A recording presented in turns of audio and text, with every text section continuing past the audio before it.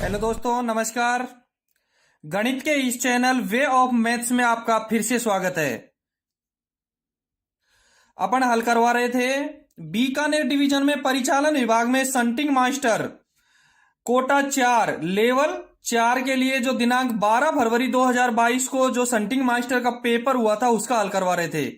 ठीक है, उसमें मैंने पहले ही बताया था, एक वीडियो पहले भी बना चुका हूं। प्रश्न संख्या 1 से 40 तक का वीडियो पहले है, उसका लिंक डिस्क्रिप्शन में दिया हुआ है, वो आप डिस्क्रिप्शन में से हल कर लें। आज अपन हल करवाएंगे इससे नेक्स्ट भाग का हल।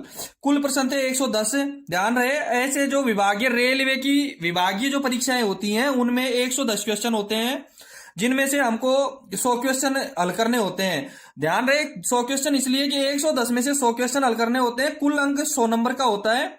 इनमें क्या होता है, जब अपन हल करते हैं तो 110 में से 100 क्वेश्चन ही हमारे चेक हो पाते हैं। जब जांच होता है तो पहले जो 100 क्वेश्चन हल किए हैं हमने, वो प्रश्न ही हमारे चेक हो पाते हैं, और उसके बाद के हमारे चेक नहीं हो पाते। जो हल किए उनका केवल 100% प्रथम 100% जांच हो पाते हैं। देखो, 100 इस पेपर का जो 12 फरवरी 2022 का जो पेपर था उसका मैंने 140 तक के क्वेश्चन पहले हल करवा दिए पिछले वीडियो में। वो पिछले वीडियो में हल करवा दिए, उसका लिंक डिस्क्रिप्शन में दे रखा है। और इस वीडियो में 41 से आगे के प्रश्न में हल करवा रहा हूं। ध्यान रहे, crew changing station, question number 41 रहेगा। क्रू चेंजिंग स्टेशन पर मालगाड़ी का लोको पायलट निर्धारित प्रस्थान से कितने मिनट पहले साइन ऑन करेगा? मालगाड़ी का लोको पायलट कितने मिनट पहले साइन ऑन करेगा क्रू चेंजिंग स्टेशन पर? क्रू चेंजिंग स्टेशन पर लोको पायलट कितने समय पहले आएगा? गार्ड और लोको पायलट दो होते हैं। लोको पायलट इसका आंसर रहेगा 41वें का बी आंसर रहेगा 30 मिनट पहले। लोको पायलट कितने समय पहले आएगा? 30 मिनट पहले आएगा लोको पायलट। एक चीज मैं बता दूं, आपको क्लियर करवा दूं कि मालगाड़ी का गार्ड गाड़ी आने के 60 मिनट पहले रिपोर्ट करेगा। ड्राइवर तो 30 मिनट पहले का लिख रखा है, लेकिन गार्ड 60 मिनट पहले रिपोर्ट करेगा। ये कहां से करेक्ट? जो भारत इसमें अपने NWR की GSR की 7 नंबर की करेक्शन स्लिप आई हुई है, उसमें बिल्कुल स्पष्ट किया हुआ है कि लोको पायलट का गार्ड 60 मिनट पहले आएगा। और पहले इसे करेक्शन स्लिप 7 से पहले था कि गार्ड 45 मिनट पहले आएगा। तो ध्यान रहे, लोको पायलट तो 30 मिनट पहले आएगा और गार्ड 60 मिनट पहले आएगा। नेक्स्ट क्वेश्चन देखो, 42 नंबर का प्रश्न संख्या 42। रात्रि में गेटमैन गाड़ी पास होते समय यदि कुछ भी सामान्य नहीं होने पर किस रंग का हाथ संकेत बताएगा? कुछ भी unusual is seen while passing the train, कुछ भी सही है, नॉर्मल है तो नॉर्मल है तो गेटमैन सफेद बत्ती दिखाएगा। जब नॉर्मल है तो गेटमैन कौन सी बत्ती दिखाएगा? सफेद बत्ती दिखाएगा। जब नॉर्मल में पासिंग हो रही है ट्रेन तो सफेद बत्ती दिखाएगा। 43 नंबर का क्वेश्चन देखो, 43वां। ऑटोमेटिक रोक सिग्नल को ऑन स्थिति में कैसे पास करेंगे? ऑटोमेटिक, अपना ऑटोमेटिक नहीं है यहाँ, बीकानेर डिवीजन में कहीं भी ऑटोमेटिक नहीं है। ऑटोमेटिक रोक सिग्नल को ऑन स्थिति में कैसे पार करेगा? सीधा सा है, ऑटोमेटिक को दिन में 1 मिनट और रात में 2 मिनट रुक करके। ऑटोमेटिक रोक सिग्नल को how to pass at automatic stop signal on position. देखो, दिन में 1 मिनट और रात में 2 मिनट रुक करके ऑटोमेटिक सिग्नल को पास करेगा। मैं इसकी क्लियर भी करवा देता हूं, उसकी गति क्या रहेगी ये भी मैं आपको बता देता हूं। ऑटोमेटिक सिग्नल को ऑन स्थिति में पार करते समय गाड़ी की गति रहेगी 15 किलोमीटर, 15 किलोमीटर, और रात में अदृश्यता साफ न होने पर रहेगी 10 किलोमीटर पीएच। यानी कि 15 kmph और 10 kmph उसकी गति रहेगी। दिन में 10 kmph 15 kmph की, रात में 10 kmph की गति रहेगी। और किसी भी रुकावट से पहले, ध्यान रहे, वो किसी भी रुकावट से पहले अपनी गाड़ी को रोकने के लिए तैयार रहेगा। ऑटोमेटिक सिग्नल में यदि सिग्नल ऑन स्थिति में पार कर रहा है तो इसी स्पीड से चलेगा, वो 15 और 10 की स्पीड से चलेगा। और किसी भी बाधा, यदि कोई रुकावट आती है तो गाड़ी को रोकने के लिए तैयार रहेगा। उसमें एक प्रॉब्लम भी ये रहेगी कि ये चाहे अगला सिग्नल उसको ग्रीन दिखाई दे रहा है ऑफ स्थिति में, नेक्स्ट सिग्नल, लेकिन नेक्स्ट सिग्नल तक वो इसी स्पीड से चलेगा, चाहे वो अगला सिग्नल ऑफ ही स्थिति में क्यों ना हो। नेक्स्ट क्वेश्चन देखो, 44वां क्वेश्चन रहेगा। ट्रैप पॉइंट लाइन के लिए सेट हो, ट्रैप पॉइंट लाइन के लिए सेट हो तो ट्रैप इंडिकेटर कौन सी बत्ती दिखाएगा? ट्रैप पॉइंट लाइन के लिए सेट है तो ट्रैप इंडिकेटर कौन सी बत्ती दिखाएगा? ट्रैप पॉइंट लाइन के लिए सेट है तो सीधी सी एक ग्रीन दिखाएगा। इसमें उत्तर रहेगा आपका ए रहेगा, 44वें का उत्तर रहेगा ए। अब मैं आपको एक ट्रैप पॉइंट के बारे में और भी चीज बता देता हूं। क्वेश्चन किसी भी प्रकार से आ सकता है। देखो विभागीय परीक्षाओं में जोड़ तोड़ करके इन्हीं प्रश्नों में से आते हैं। जैसे इससे पहले का एक पेपर हुआ था, जनवरी में पेपर हुआ था, उस जनवरी के पेपर में से कुछ बहुत सारे प्रश्न इस पेपर में मिले हैं, इस प्रश्न इस पेपर के उस प्रश्न में मिले हैं। राजभाषा से संबंधित प्रश्न एक दूसरे के संबंधित आते रहते हैं। इन प्रश्नों को यदि हम पेपर भी तैयार करेंगे तो आपके 40% 50% क्वेश्चन तो यूं ही हल हो जाते हैं। ट्रैप पॉइंट के बारे में बता रहा था मैं। जब ट्रैप पॉइंट, देखो ट्रैप पॉइंट एक आमतौर पर आइसोलेशन का लिए लगाया जाता है। जो ट्रैप पॉइंट दे रखा है वो आमतौर पे इसका उद्देश्य क्या होता है, आइसोलेशन होता है। यदि ऐसा क्वेश्चन आए कि ट्रैप पॉइंट क्यों लगाया, तो आइसोलेशन के लिए लगाया जाता है आमतौर पर, और इसका उद्देश्य भी आइसोलेट करना होता है। ट्रैप पॉइंट जब खुली स्थिति में हो तो दिन में लाल, ट्रैप पॉइंट जब खुली स्थिति में हो तो दिन में लाल डिस्क दिखाएगा और रात में लाल बत्ती। दिन में तो डिस्क रहेगी, इस पे गोल डिस्क रहेगी, और रात में लाल बत्ती दिखाएगा। जब ट्रैप पॉइंट सेट हो तो दिन में कोई डिस्क नहीं बताएगा। जब ट्रैप पॉइंट सेट है तो दिन में कुछ भी नहीं बताएगा और रात में हरी बत्ती बताएगा। ये बता रखा है ना, ट्रैप पॉइंट लाइन के लिए सेट है तो कौन सी बत्ती, रात में तो हरी बत्ती दिखाएगा, लेकिन दिन में कुछ भी नहीं बताएगा। और कई स्थानों पर जो ट्रैप पॉइंट होते हैं उनके इंडिकेटर के स्थान पर रोक सिग्नल भी लगाए जाते हैं। कई जगह जहां निश्चित स्थान होते हैं वहां ट्रैप पॉइंट के इंडिकेटर के स्थान पर सिग्नल भी लगा दिए जाते हैं। ठीक है, तो ट्रैप पॉइंट आमतौर पर एक आइसोलेशन का साधन है। इसका उद्देश्य एक आइसोलेट करना है। ठीक है, अब देखो क्वेश्चन नंबर 45वां। देखो 45वां अपना क्वेश्चन है, ऐसा कौन सा सिग्नल है जो केवल बी क्लास 2 संकेतीय व्यवस्था में लगाया जाता है। केवल बी क्लास, इसमें स्पष्ट दे रखा है कि बी क्लास होना चाहिए और संकेत 2 संकेतीय होना चाहिए। बी क्लास होना चाहिए और 2 संकेतीय होना चाहिए। अब बताओ, मैं आपको देखता हूं वार्नर सिग्नल। वार्नर सिग्नल भैया ए क्लास में भी लगाया जाता है और बी क्लास में भी लगाया जाता है। तो वार्नर तो इसलिए सही नहीं है क्योंकि ये ए क्लास में भी होता है और बी क्लास में भी होता है। हमको केवल बी क्लास का 2 संकेतीय का चाहिए। होम सब में लगता है, चाहे बी क्लास 2 संकेतीय हो चाहे बहुसंकेतीय हो। इधर देखो स्टार्टर चाहे द्विसंकेतीय हो चाहे बहुसंकेतीय हो, सब में लगता है। एक रह गया आउटर जो एक ऐसा सिग्नल है जो बी क्लास 2 संकेतीय में लगाया जाएगा। आउटर सिग्नल ही एक ऐसा सिग्नल है जो बी क्लास 2 संकेतीय व्यवस्था में लगाया जाएगा। ठीक है, अब देखो नेक्स्ट क्वेश्चन देखेंगे अपन। अपने वीडियो को लाइक जरूर करना, शेयर भी करना। ठीक है, और जिन भाइयों ने अपना चैनल सब्सक्राइब नहीं किया है वो अपना चैनल सब्सक्राइब करना। समय समय पर मैं आपको ये विभागीय वीडियो डालता रहूंगा और आगे अपना टीसी का पेपर भी रहेगा बीकानेर डिवीजन में, उसके भी मॉडल पेपर में इसके बाद में हल करवाऊंगा। ठीक है, 46 नंबर का क्वेश्चन देखो, यदि कोई रोक सिग्नल अपने निर्धारित स्थान पर नहीं है, रोक सिग्नल निर्धारित स्थान पर नहीं है तो लोको पायलट उस सिग्नल को कैसे पार करेगा। रोक सिग्नल अपने निर्धारित स्थान पर नहीं है, यानी जहां होना चाहिए वहां है ही नहीं, तो कैसे पार करेगा। सीधी सी तरीका है, उचित प्राधिकार पर उसको ऑथोरिटी दी जाएगी, ऑन प्रॉपर ऑथोरिटी दी जाएगी। दूसरी पहली चीज, और स्टॉप एंड स्टॉप, रुक करके धीरे धीरे पार करेगा। एक तो उसको ऑथोरिटी लेगा, उचित प्राधिकार तो लेगा ही, उसके साथ वो उसको धीरे धीरे पार करेगा। ठीक है, नेक्स्ट क्वेश्चन देखो 47 नंबर का क्वेश्चन है, संपूर्ण ब्लॉक पद्धति आधारित है। संपूर्ण ब्लॉक पद्धति, absolute block system is based on, absolute block system संपूर्ण ब्लॉक पद्धति आधारित है। संपूर्ण ब्लॉक पद्धति, देखो संपूर्ण ब्लॉक पद्धति का उद्देश्य किस पे आधारित है। इसमें ए सही रहेगा, स्थान अंतराल। क्या सही रहेगा, ए सही रहेगा। अब मैं बता भी देता हूं, आपको क्लियर करवा देता हूं इसका ए कैसे सही रहेगा। देखो इसका ए कैसे सही रहेगा, संपूर्ण ब्लॉक पद्धति होती है उसमें पूरे सेक्शन को छोटे छोटे भागों में बांट दिया जाता है, ब्लॉक सेक्शनों में बांट दिया जाता है। पूरे सेक्शन को छोटे छोटे ब्लॉक सेक्शनों में बांट दिया जाता है और हर 2 ब्लॉक स्टेशनों के बीच का भाग ब्लॉक सेक्शन कहलाता है। स्टेशन बना दिए जाते हैं, उनके बीच का भाग क्या कहलाता है, ब्लॉक सेक्शन। ब्लॉक स्टेशनों के बीच का भाग ब्लॉक सेक्शन कहलाएगा, जिसमें संपूर्ण ब्लॉक पद्धति के अनुसार एक समय में एक ही गाड़ी रन करेगी। उसमें क्या करेगा, एक 2 स्टेशनों के बीच में ब्लॉक सेक्शन रहेगा और उस ब्लॉक सेक्शन में एक समय में एक 2 स्थान है, एक तो ब्लॉक स्टेशन है ए और एक बी, स्थान के बीच में, तो क्या हो गया इसका उद्देश्य, स्थान अंतराल, प्लेस इंटरवल। ठीक है, एक समय में एक ही गाड़ी रन करेगी दो ब्लॉक स्टेशनों के बीच में।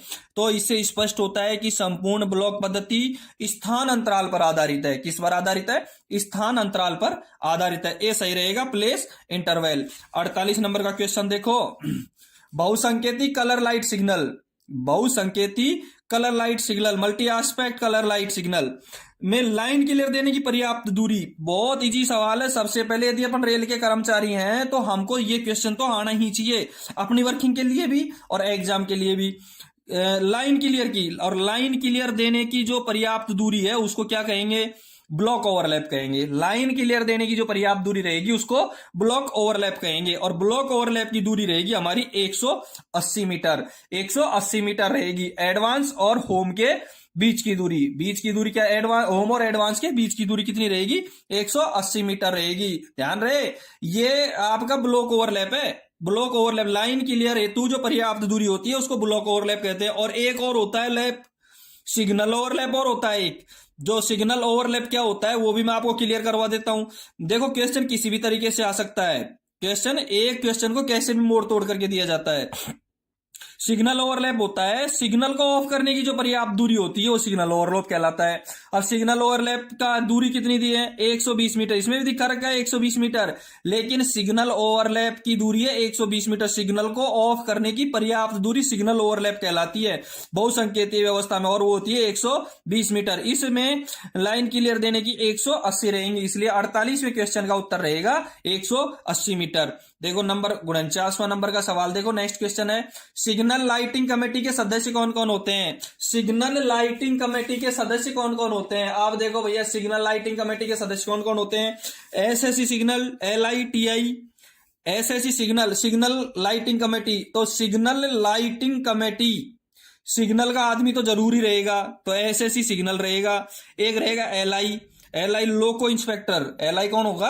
लोको इंस्पेक्टर। और एक TI जो अपने ऑपरेटिंग डिपार्टमेंट का होता है। एसएससी सिग्नल सिग्नल का, LI होता है मैकेनिकल का होता है लोको इंस्पेक्टर, और TI होता है वो ट्रैफिक इंस्पेक्टर। इसलिए 49वें सवाल का उत्तर, प्रश्न का उत्तर रहेगा ए, एसएससी सिग्नल, LI और TI। ठीक है, नेक्स्ट क्वेश्चन देखो 50वें नंबर का।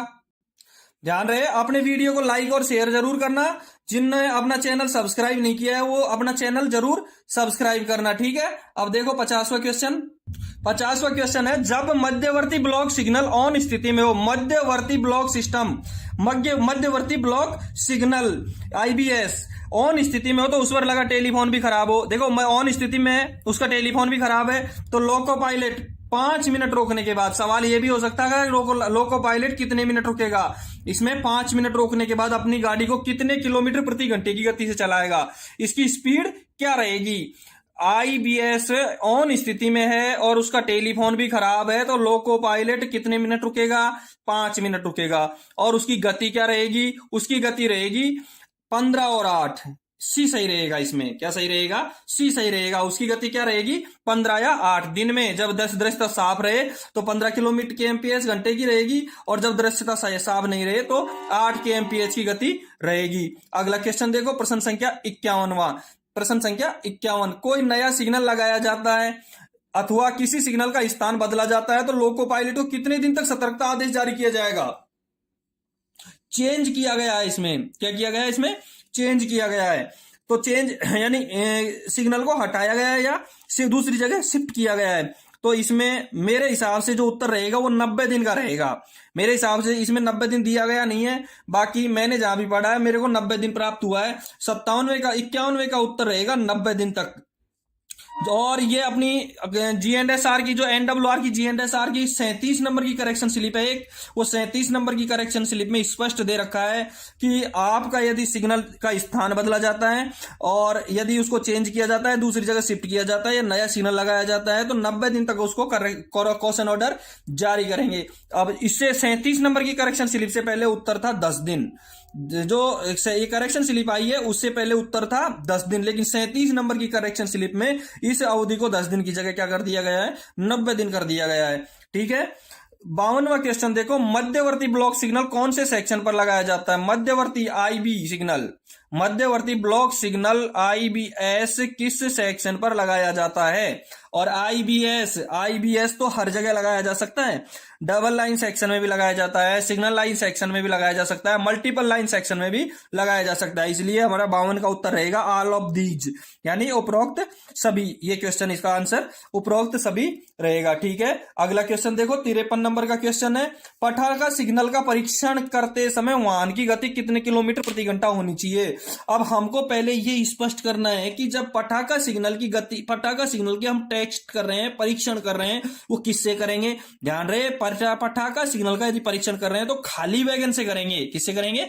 खाली वैगन से करेंगे, और उसकी स्पीड रहेगी 8 से 12 kmph, यानी इसका उत्तर रहेगा डी। 53वें प्रश्न का उत्तर रहेगा डी, 8 से 12 kmph का रहेगा, और खाली वैगन से की जाएगी। लेकिन ध्यान रहे, परीक्षण के दौरान 45 मीटर के दायरे में कोई भी व्यक्ति जानवर नहीं होना चाहिए। कितने मीटर के? 45 मीटर के दायरे में कोई भी व्यक्ति या जानवर नहीं होना चाहिए। ठीक है, दूसरी चीज रहेगी कि ये अपनी ड्यूटी किस किस की है? एक तो टीआई की ड्यूटी है, परिवहन निरीक्षक की, एक रेल पथ पीडब्ल्यूआई की, एक लोको निरीक्षक और स्टेशन एसएस।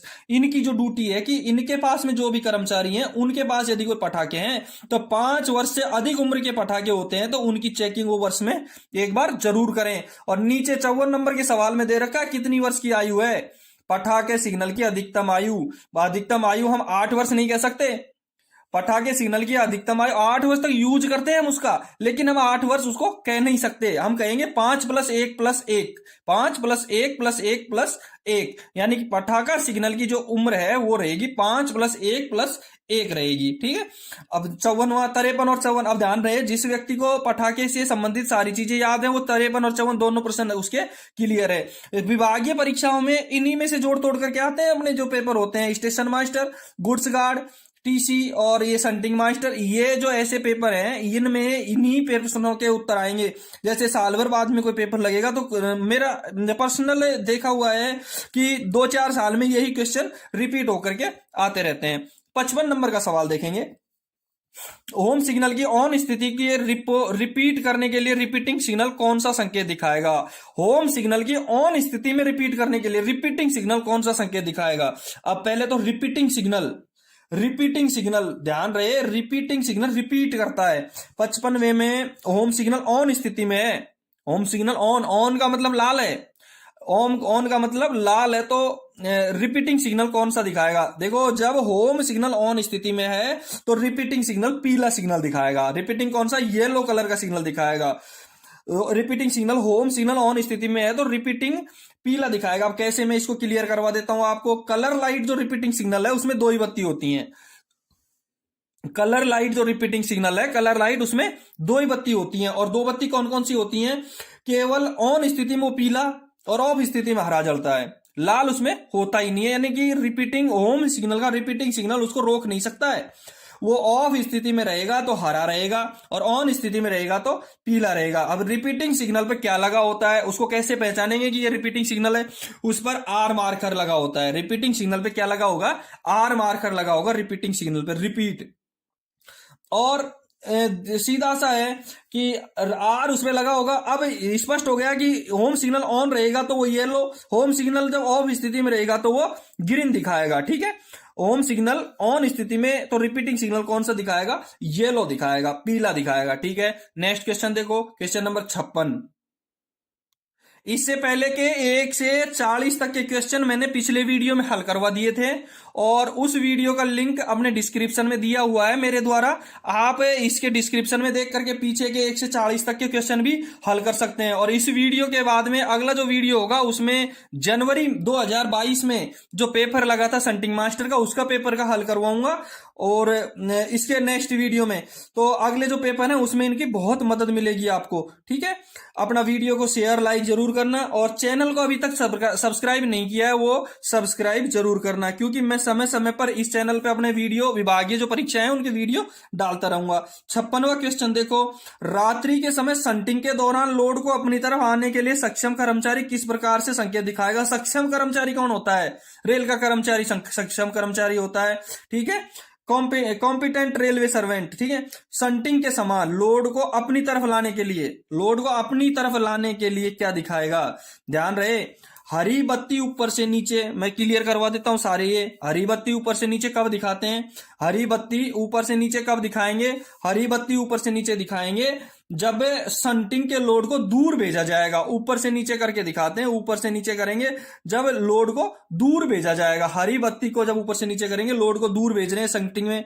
हरी बत्ती शरीर के आर पार, हरी बत्ती शरीर के आर पार कर रहे हैं तो लोड को पास बुला रहे हैं, अपनी तरफ बुला रहे हैं। यदि आप हरी बत्ती शरीर के आर पार दिखा रहे हैं तो लोड को अपनी तरफ बुला रहे हैं। सफेद बत्ती शरीर के आर पार, इसका ऐसा कोई रूल नहीं है। इसमें मैं आपको दूसरा बता देता हूं कि सफेद बत्ती को शरीर के ऊपर से नीचे घुमाता है, सफेद बत्ती को शरीर के ऊपर से नीचे घुमाता है तो ट्रेन पार्टिंग के समय घुमाया जाता है। सफेद बत्ती को ट्रेन ऊपर से नीचे शरीर पे घुमाएंगे ट्रेन पार्टिंग के समय।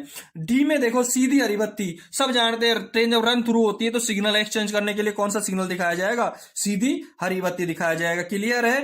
रात्रि के समय शंटिंग के दौरान लोड को अपनी तरफ आने के लिए तो हरी बत्ती शरीर के आर पार दिखाएंगे, दूर भेजना है तो हरी बत्ती को ऊपर नीचे घुमाएंगे, और ट्रेन पार्टिंग है तो सफेद बत्ती को शरीर के ऊपर नीचे घुमाएंगे। सीधी हरी बत्ती रन थ्रू में दिखाई जाती है। क्वेश्चन नंबर 57वां देखो, खराब आगमन रोक सिग्नल को पार करने का अधिकार। अब इसमें बहुत इंपॉर्टेंट क्वेश्चन है ये। खराब आगमन सिग्नल को अच्छी तरह समझ लेना। पार करने का प्राधिकार पिछले स्टेशन से मिलने के बाद, यदि पिछले स्टेशन से खराब रोक सिग्नल को पार करने का प्राधिकार मिला है तो अधिकतम गति क्या रहेगी।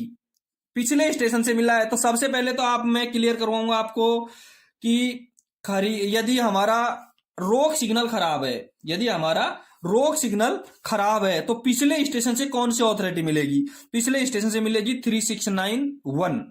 3693 भी तो सेम स्टेशन से मिलती है, लेकिन पिछले स्टेशन से मिलेगी 3691 मिलेगी।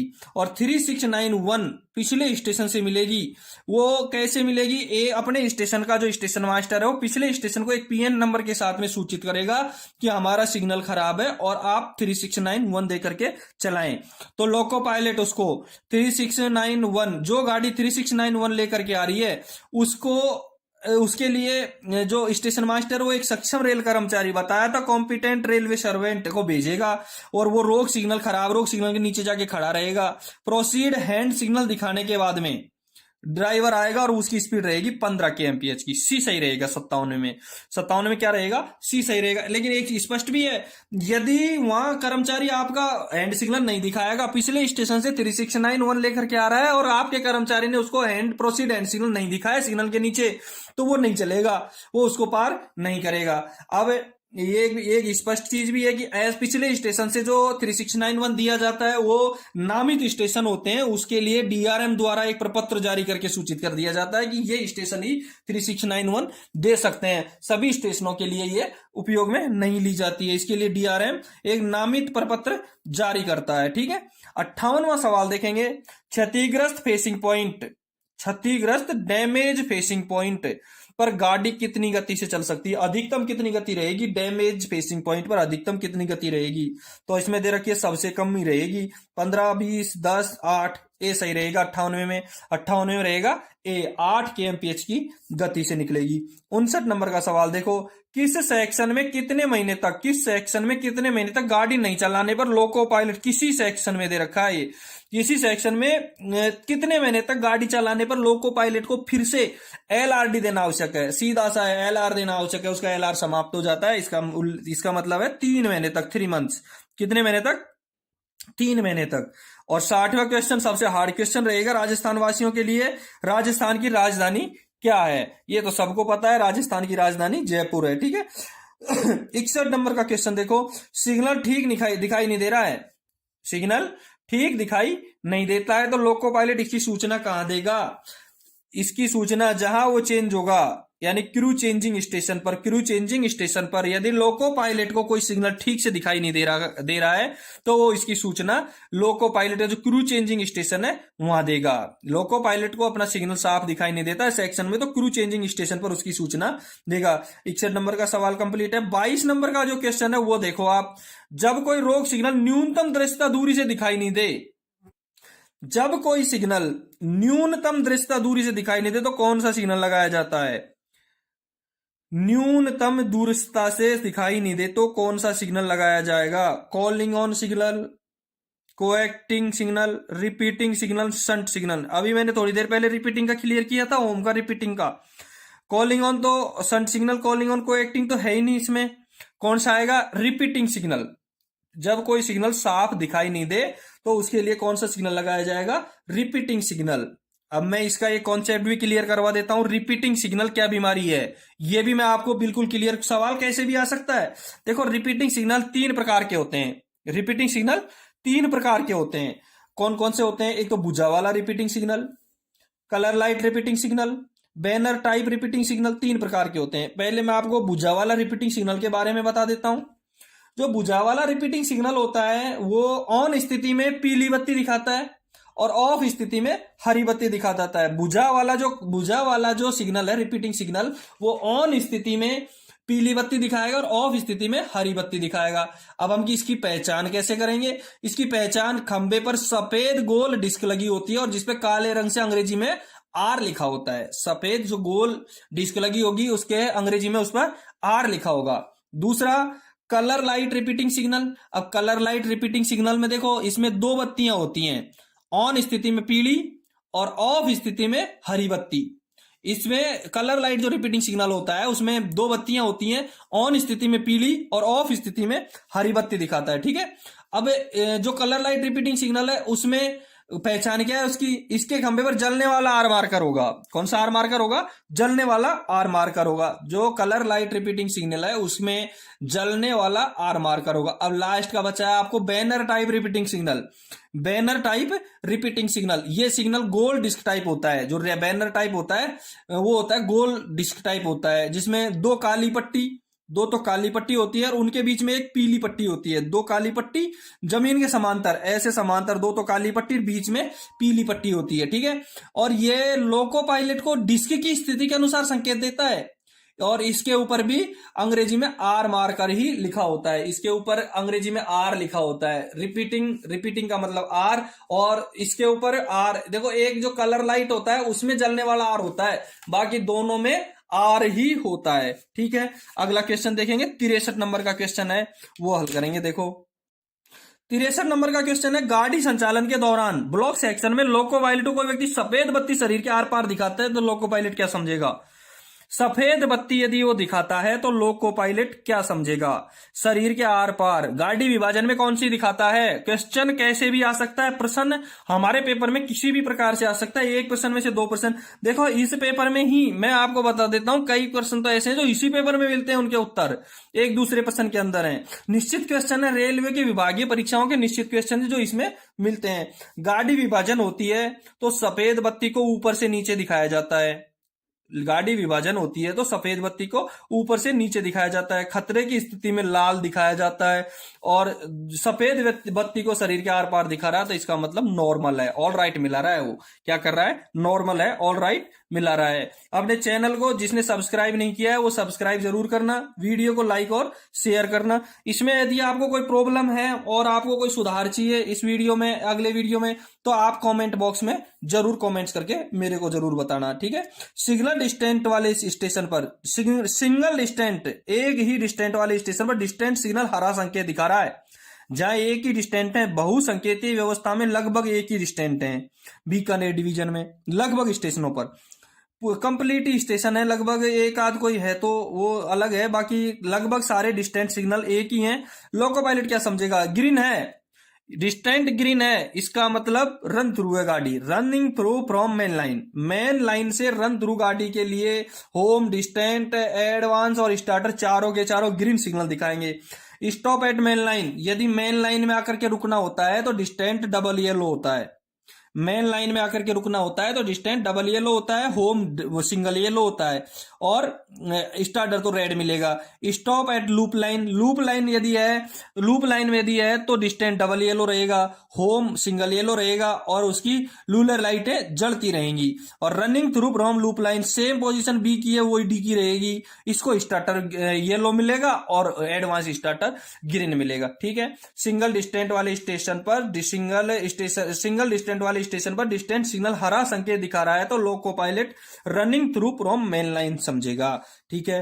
65वां क्वेश्चन देखो, ये भी बहुत इजी क्वेश्चन है। देखो, दोनों प्रश्न आए हुए हैं यहाँ, भारत की राजधानी, जयपुर की राजधानी। भारतीय राजधानी सबको पता है, नई दिल्ली में। 66 नंबर का प्रश्न देखेंगे। यदि कोई रोक सिग्नल लाल एवं हरा दोनों संकेत दिखा रहा है तो लोको पायलट कौन से संकेत का पालन करेगा?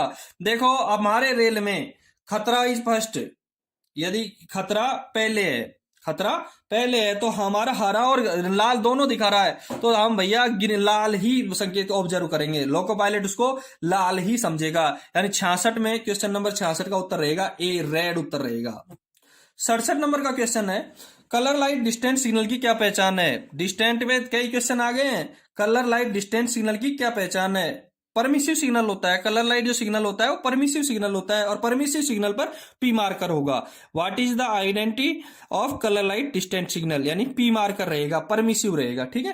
क्वेश्चन नंबर 68वां देखेंगे, लाइन क्लियर देने की पर्याप्त दूरी को क्या कहेंगे? पीछे आया था सिग्नल झुकाने की पर्याप्त दूरी, लाइन क्लियर देने की पर्याप्त दूरी कितनी है?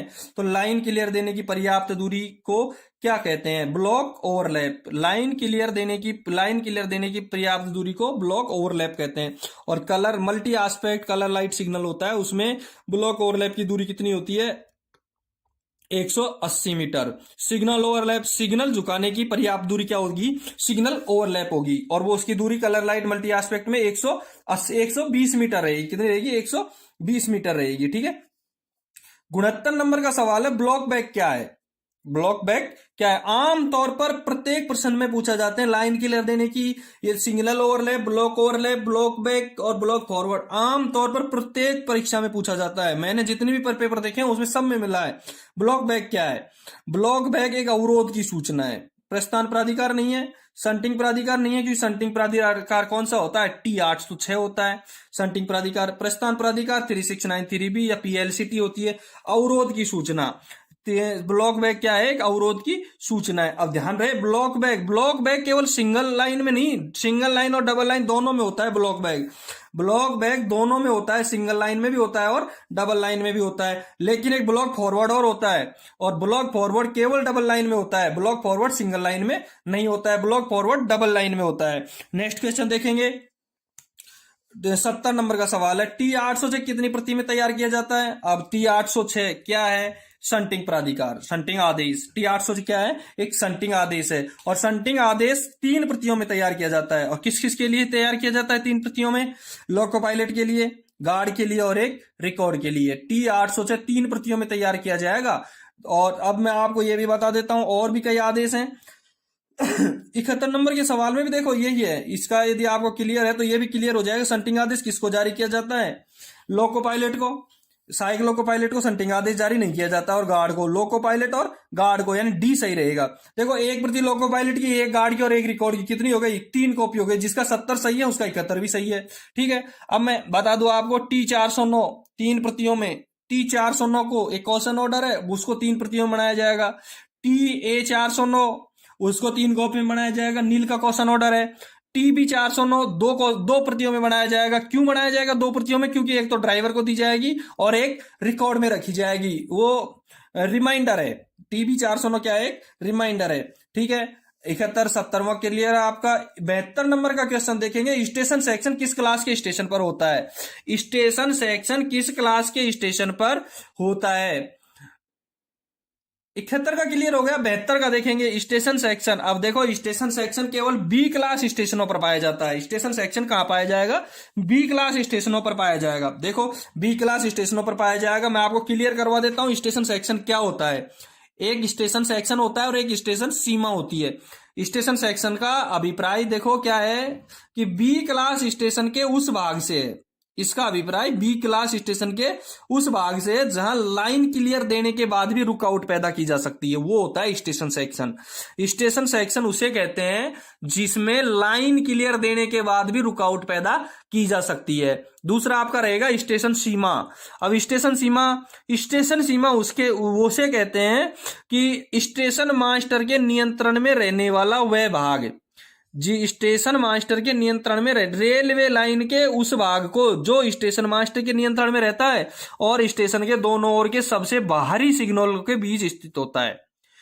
रेलवे लाइन के उस भाग से है। स्टेशन सीमा का अभिप्राय रेलवे लाइन के उस भाग से है जो स्टेशन मास्टर के नियंत्रण में रहता है तथा स्टेशन के दोनों ओर के सबसे बाहरी सिग्नलों के बीच स्थित होता है। क्लियर हो गया स्टेशन सेक्शन और स्टेशन सीमा। ठीक है, क्लियर रहेगा। स्टेशन सेक्शन बी क्लास स्टेशनों में ही होता है। 73वां प्रश्न देखेंगे। इससे पीछे के जो क्वेश्चन है 1 से 40 तक के, वो मैंने एक पिछले वीडियो में हल करवा दिए। वो वीडियो का लिंक डिस्क्रिप्शन में डाल रखा है, वो आप देख लेना। 73वां क्वेश्चन है, अधिकतम अनुमत गति कौन निर्धारित करता है? अधिकतम मैक्सिमम परमिसेबल स्पीड कौन जारी करता है? सीधी सी बात है, सबसे बड़ा कौन होता है? सीआरएस होता है। सीआरएस ही जारी करता है। ठीक है, 74 नंबर का प्रश्न है, स्थायी गति प्रतिबंध कहां दर्शाए जाते हैं? स्थायी permanent speed restriction are show in WTT। WTT का फुल फॉर्म होता है वर्किंग टाइम टेबल। कहां परमानेंट स्पीड रेस्ट्रिक्शन कहां होते हैं? WTT में होते हैं। 75 नंबर का सवाल देखेंगे। स्पीडोमीटर खराब होने पर गाड़ी की गति क्या रहेगी? गाड़ी का स्पीडोमीटर खराब है तो उसकी गति क्या रहेगी? स्पीडोमीटर खराब है तो उसकी गति रहेगी, गाड़ी की जो अनुमेय गति है उससे 10% कम रहेगी। Less than maximum permissible speed, 10% कम रहेगी। तो उससे जो उसकी मैक्सिमम स्पीड है, अनुमेय गति है, उससे 10% कम रहेगी। 76 नंबर का प्रश्न है, बिना ब्रेक वाहन गाड़ी संचालन किसकी अनुमति जरूरी है? ब्रेक वाहन नहीं लगा रखा है गाड़ी में ब्रेक वाहन नहीं लगा रखा है। यदि ब्रेक वाहन नहीं है तो किसकी अनुमति से चलाएंगे उसको? ब्रेक वाहन नहीं है तो सीधा सा है, ब्रेक वाहन नहीं है तो उसको सी सही रहेगा इसमें, सीनियर डीओम या डीओम की परमिशन से सीटी नंबर लेकर के चलाएंगे। ब्रेक वाहन नहीं है तो लास्ट व्हीकल से चलेगी, सीनियर डीओम या डीओम की परमिशन से। ठीक है, 77वां सवाल देखो, सी क्लास ओडीसी को चलाने की अनुमति कौन देता है? ओडीसी के बारे में मैंने पिछले वीडियो में बिल्कुल कंप्लीट क्लियर करवा रखा है और मैं आपको इसमें भी क्लियर करवा देता हूं। ध्यान रहे, हमेशा किसी भी प्रकार का पेपर हो, आपको ओडीसी का प्रश्न तो जरूर आएगा। एक ओडीसी का प्रश्न तो जरूर आता है। सी क्लास ओडीसी की अनुमति कौन देता है? मैं बता देता हूं, सीआरएस देता है। सी क्लास ओडीसी की परमिशन कौन देता है? सीआरएस देता है। अब ये भी बता देता हूं, ए क्लास की परमिशन कौन देता है? डीआरएम देता है या सीओम देता है? डीआरएम देता है या सीओम देता है? ए और बी, ए क्लास और बी क्लास दोनों की परमिशन या तो डीआरएम देता है या सीओम देता है। अब ये चलती कैसे है? ए और बी को दिन में भी चलाया जा सकता है, रात में भी चलाया जा सकता है, लेकिन जो सी क्लास ओडीसी है, सी क्लास ओडीसी है, वो केवल रात्रिकालीन में नहीं चलेगी, दिन में चल सकती है। सी क्लास ओडीसी सीआरएस की परमिशन से चलेगी और केवल दिन में ही चलाई जा सकती है। 78 नंबर का प्रश्न देखो, निम्न में से कौन सी प्राकृतिक आपदा नहीं है? प्राकृतिक आपदा, पहले मैं आपको एक बात क्लियर करवा देता हूं कि प्राकृतिक आपदा को कौन डिक्लेयर करता है कि यह प्राकृतिक आपदा है। देखो, भारत के जो रेलवे में एक आपदा प्रबंधन अधिनियम 2005 बना है। भारत की अपनी रेलवे में एक आपदा प्रबंधन अधिनियम 2005 बना है। उसके अनुसार भूकंप, बाढ़, चक्रवात, भूस्खलन, सुनामी, शीतलहर आदि जो आपदाएं हैं उनको प्राकृतिक आपदा में काउंट किया गया है, जिसमें भूकंप भी शामिल है, चक्रवात भी शामिल है, शीतलहर भी शामिल है और भूस्खलन, सुनामी सब शामिल है। एक अवपतन शामिल नहीं है। रेल दुर्घटना, ड्रिलमेंट, ये ड्रिलमेंट एक प्राकृतिक आपदा नहीं है। ठीक है, और मैं क्लियर करता हूं कि जो अपना ये इसकी घोषणा कौन करता है कि वो प्राकृतिक आपदा है या नहीं है? अभी बता, प्राकृतिक आपदा की डिक्लेयर कौन करता है? देखो, जीएम कौन करता है? जीएम, महाप्रबंधक, अपने रेल का महाप्रबंधक प्राकृतिक आपदा की घोषणा करता है कि ये प्राकृतिक आपदा है या नहीं है। यदि जीएम नहीं है तो अपर महाप्रबंधक एजीएम, और एजीएम नहीं है तो मुख्य संरक्षा अधिकारी सीएसओ। महाप्रबंधक, अपर महाप्रबंधक या मुख्य संरक्षा अधिकारी को अपनी रेलों पर घटित अप्रत्याशित घटना को रेलवे आपदा के रूप में घोषणा करने के लिए नामित किया गया है। जीएम, एजीएम या सीएसओ, ये तीनों के द्वारा, तीनों में से जीएम रहे तो नहीं रहे तो एजीएम, और ये दोनों नहीं रहे तो सीएसओ प्राकृतिक आपदा की घोषणा कर सकता है। प्राकृतिक आपदा यानी डिजास्टर, नेचुरल डिजास्टर। 79 नंबर का क्वेश्चन देखेंगे, सतर्कता आदेश का रिकॉर्ड कितने महीने तक रखा जाना चाहिए। पहले भी मैं हल करवा चुका हूं, 12 महीने तक।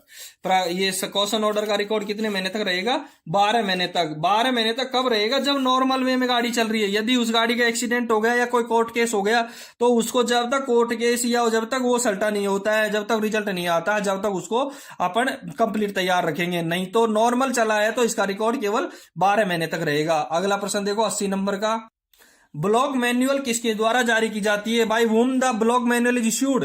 ब्लॉक मैनुअल, जो ब्लॉक मैनुअल स्टेशन पे काम करने का होता है, देखो ब्लॉक मैनुअल सीधा सा है पीसीओम और पीसीएसटी। पीसीओम अपने ऑपरेटिंग का होता है, सीएसटी अपने सिग्नल का होता है, और इन दोनों के द्वारा ही ब्लॉक मैनुअल जारी की जाती है। क्योंकि ब्लॉक सिस्टम किसका होता है, सिग्नल का होता है, और उसको ऑपरेट करता है ऑपरेटिंग का आदमी, और इन दोनों के अधिकारी होते हैं पीसीओम और पीसीएसटी। इन दोनों के द्वारा ही ब्लॉक मैनुअल जारी की जाती है। इसलिए 80 नंबर के सवाल का उत्तर रहेगा डी रहेगा। 80 नंबर के प्रश्न का उत्तर रहेगा डी, ए और बी। अब इससे आगे जो 81 नंबर से सवाल हैं वो मैं अगले वीडियो में हल करवाऊंगा। 81 नंबर से सवाल हैं वो अगले वीडियो में हल करवाऊंगा। इससे पिछले वीडियो में 1 से 40 तक के हल करवाए थे, उनका लिंक मैंने डिस्क्रिप्शन में डाल रखा है, वो देख लेना।